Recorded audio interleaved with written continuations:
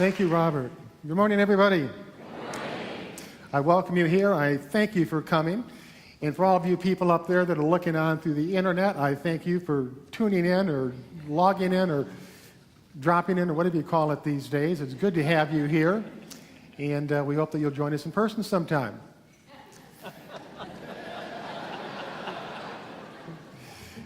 Every 6 months we send out surveys. And we ask you all to give us some advice on what we can do to make this service a little bit more enjoyable for you. And on occasion, the surveys come back, and it always gets down to Duke just needs to loosen up a little bit. He doesn't have to be so serious. And shortly after the last survey, I had a dream, and in the dream I was walking through a forest, and off in the distance there was a teepee, and as I walked towards that teepee, the closer I got, the more that teepee seemed to be me. And I started thinking about that. I was wondering, well, am I trying to shelter myself or what? Well, 3 days later, I had another dream, and off in the distance there were two teepees. And as I walked closer to those two teepees, the feeling came more and more and more that those two teepees were me. And I couldn't figure out what that meant at all. So I went to a dream therapist. And I told her about walking through the forest. I told her about seeing the two teepees. Told her about coming upon them and thinking that they were me. And that therapist said, it's easy.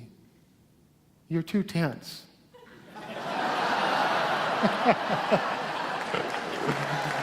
Okay. God speaks to us in many ways.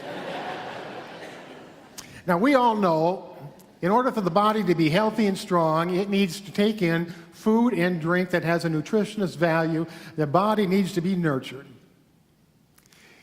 It's the same thing with the spirit within us. The spirit needs to be nurtured. If the body isn't nurtured, it falls ill, it gets weak, it gets run down, and it doesn't feel well. And it's the same thing with the spirit. If the spirit isn't nurtured, it gets weak, it gets tired, and life doesn't feel well. We can even lose our enthusiasm for life. Well, there's three things for a vital, strong spirit. The first is thoughts of inspiration. The second is a time of peace through meditation. And the third is having the experience of being something that is greater than you. And that is the three things that we do here on Sunday morning. We have thoughts of inspiration, we take peace and meditation, and we all join together collectively to have an experience that's greater than ourselves. So that being said, I invite you to make a commitment to yourself to be here whenever you can, because consistency is the key. And you will find that the more you spend your Sunday celebration as a treat for the Spirit, the happier you will be, the easier life will become, and things will happen that you didn't even expect. Now, this morning I'm going to talk about faith. And faith is knowing beyond any doubt that you have what it takes to move down your unique and individual path and find the life that you desire to live. Faith is knowing beyond any doubt whatsoever that whatever the future holds, you can manage it. Now, the problem arises that we run into those anti-faith things, like worry, fear, concern, doubt, anxiety, and all those other things that slip in the back door of our mind and ransack our thoughts. The anti-faith thoughts. Now, when we move through life, it isn't always easy. There's no doubt about that. We have challenges and we have struggles. But there are only two things in my entire lifetime that I have found that faith cannot improve upon. Only two difficult things that faith cannot improve upon. And the first is trying to climb a fence that's leaning towards me.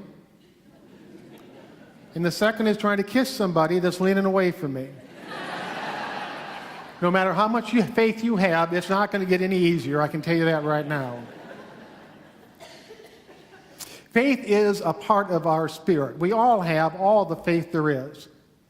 It can never diminish. It can never disappear. It's never going to be taken away from us. We have all the faith there is. It's just at times our attention wavers and we put our attention on other things, like those anti-faith emotions that I just talked about. We move from knowing that we can make it through, we move from knowing that the future is going to be whatever we determine it to be. We move from knowing that we are okay to being scared, to being fearful, to being doubtful. Now, the beautiful thing about life is, and it is a fair employer. If you think you can, you can. That's all there is to it. If you think you can't, you can't. That's all there is to it. And we have the power to choose which one of those two things we're going to think. When we meet with a problem, a challenge, a setback, or a defeat of any kind, we can sit down, we can wallow in our self-pity, we can say life is over, or we can get up and know that we can move forward to even a higher point of good. There's times for all of us when we feel defeated. There's times for all of us when we are lost in the dark and we think that we'll never, ever find our way out. There's time for us when we think that the problem before us is too big. It's a mountain that we can't climb. But with faith in God, we can do anything. And when I say faith in God, I don't mean faith in a man sitting out there on a golden throne, doling out favors to people that he finds worthy. And when I say God, I don't mean the defined, constructed God that religious presents to us in a dogmatic way. When I say God, I talk about spirit, and when I talk about spirit, I talk about you. The spirit within you is your life force. It determines your outlook on life. It allows you strength and emotion to overcome the difficult times.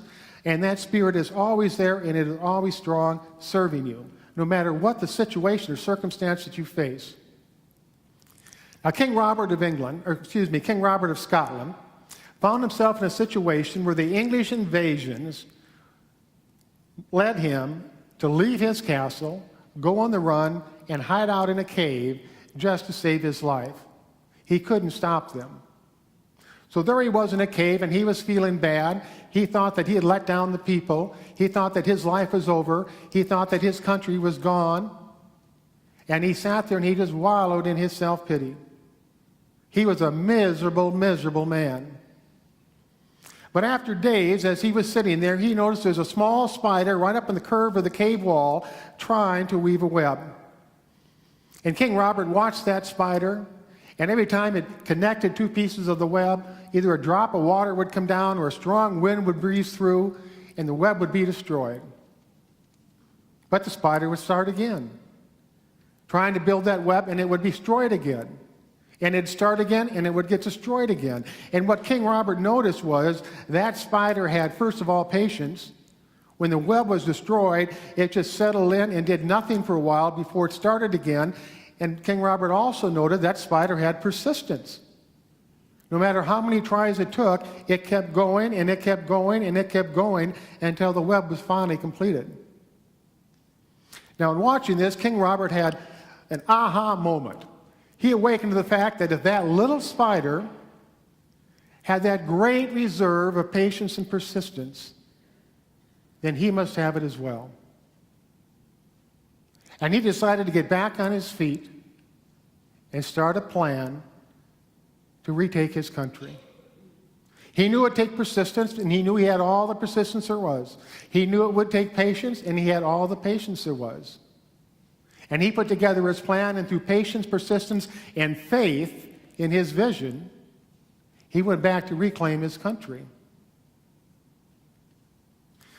Now, just as Robert discovered that he had that patience and persistence within him, as well as all the other spiritual attributes that we have, such as understanding, creativity, to plan our lives, to live our lives, to manifest the life that we want, we can certainly do the same thing when the setbacks and challenges come to us that upset our life. It doesn't mean life's over. It just means that momentarily we're going to have to regarner our strength and our persistence and move forward and rebuild our life, and we will find that we come to a point that is greater than anything we've ever known.